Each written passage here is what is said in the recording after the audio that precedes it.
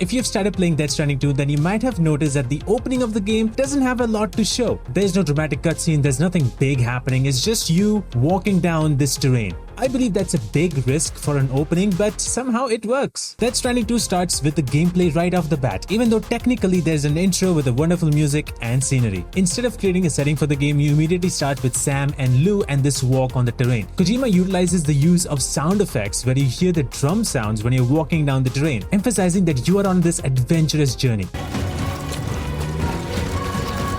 does it. Sorry, kid. Oh, this is cool.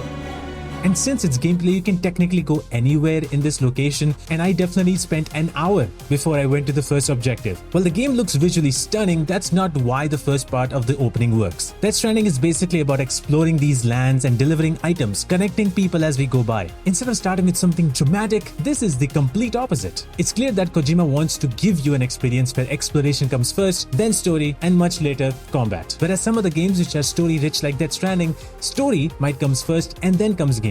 That's why the environment feels much more realistic with incredible lighting, and even the water looks phenomenal. So to understand how different this approach is, I wanted to compare this game with another one.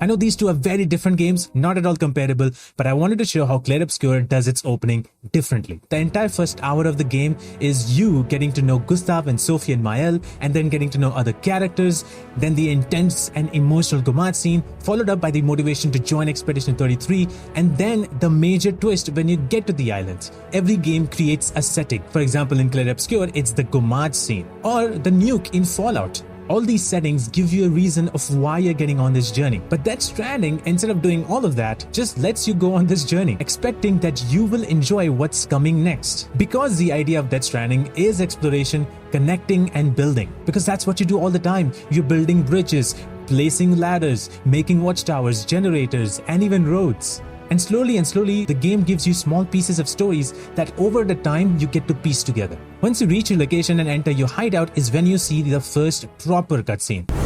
I often compare Kojima to Christopher Nolan because Christopher Nolan also sometimes presents scenes in a very weird way.